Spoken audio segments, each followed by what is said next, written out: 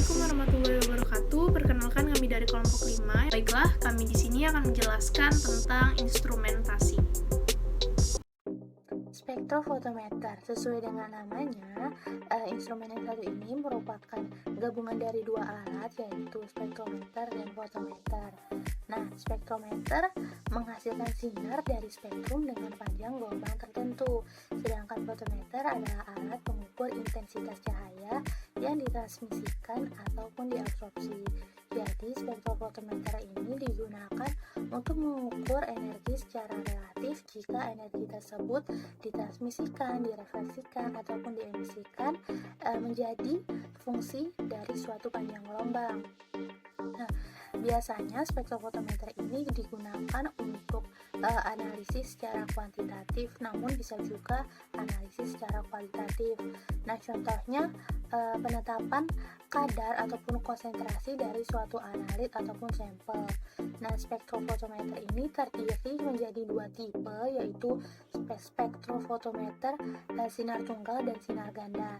Nah, spektrofotometer sinar tunggal dipakai dalam kawasan ultra ungu dan terlihat, sedangkan spektrofotometer sinar ganda dipakai dalam kawasan sinar ungu dan terlihat, dan juga bisa dipakai dalam kawasan inframerah.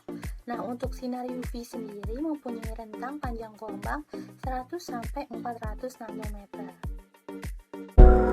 Nah, untuk pembuatan datar fosfat pH 7,4 sendiri itu dilakukan dengan mencampurkan larutan natrium hidroksida dan kalium dihidrogen fosfat, di mana masing-masing larutan ini dibuat dalam labu ukur 100 ml yang berbeda, kemudian dipipet sebanyak 39,1 ml natrium hidroksida dan 50 ml larutan KH2PO4 atau kalium dihidrogen fosfat, dicampurkan dalam labu ukur 200 ml, kemudian baru diukur pH-nya dengan menggunakan pH meter.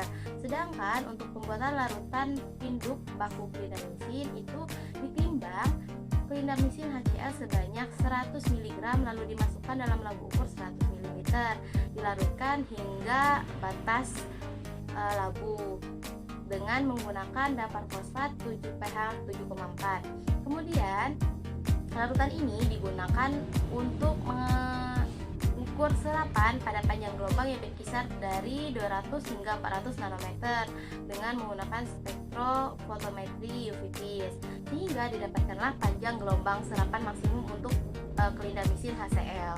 Kemudian untuk pembuatan kurva kalibrasi klindamisin dilakukan pengenceran untuk seri pengenceran yang berkisar antara 40, 50, 60, 70, 80, dan 90 ppm.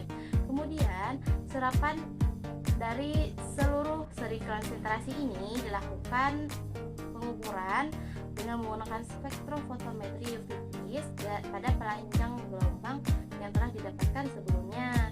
Didapatkanlah persamaan regresi linier di mana Y sama dengan BX ditambah A hingga didapatkan nilai R yang mendekati 1. Kemudian untuk penetapan kadar klindamisin dalam HCl, gel klindamisin yang merupakan sampel sebanyak 250 mg dilarutkan dengan metanol dalam labu ukur 10 ml hingga batas garis, dipindahkan dalam labu ukur 25 ml, baru ditambahkan dengan pelarut datar fosfat hingga mencapai garis batas.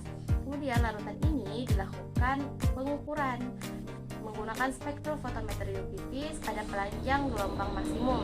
Pengenceran juga dilakukan hingga didapatkan nilai absorbasi yang berkisar antara 0,2 hingga 0,8. Nah, kadar klindamisin di dalam gel ini dihitung berdasarkan persamaan regresi yang telah didapat sebelumnya dengan pengukuran yang dilakukan sebanyak beberapa kali replikasi. Alat dan bahan yang diperlukan dalam percobaan kali ini untuk alatnya sendiri itu meliputi timbangan analitik, gelas beker atau gelas kimia, labu ukur yang berukuran 25 ml, 100 ml, dan 200 ml, botol semprot, pipet tetes dan pipet volume, pH meter, dan tentunya spektrofotometer UV-Vis.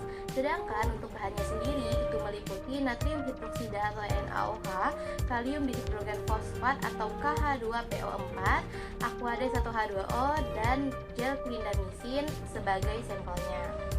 Fotometri UV-Vis adalah suatu teknik analisis yang memakai sumber radiasi elektromagnetik ultraviolet dan sinar tampak. Radiasi elektromagnetik yang mana sinar ultraviolet dan sinar tampak merupakan salah satunya. Dapat dianggap sebagai energi yang merambat dalam bentuk gelombang. Spektrofotometer itu rutin digunakan dalam kuantitatif penentuan larutan dari logam transisi ion dan senyawa organik. Spektrofotometer UV-Vis itu memiliki prinsip yang mana sinar cahaya UV dengan nilai panjang gelombang tertentu akan mengenai larutan senyawa sampel. Senyawa tersebut akan menyerap sinar tersebut dan ada juga yang diteruskan. Besaran sinar diabsorpsi atau biasa kita kenal dengan nilai absorben yang dapat digunakan untuk menentukan kadar dari sampel yang akan kita uji. Pada umumnya, spektrofotometer UV-Vis itu terbagi menjadi dua, yaitu single beam dan double beam. Single beam instrumen dapat digunakan untuk kuantitatif dengan mengukur absorbansi dengan panjang gelombang yang tunggal. Sedangkan double beam mempunyai dua sinar yang dibentuk oleh potongan cermin yang membentuk V yang disebut dengan pemecahan sinar. Nah, komponen-komponen dari spektrofotometer UV-Vis itu terbagi menjadi antara lain ada sumber radiasi, monokromator, sel atau kuvet, terus detektor, dan juga recorder.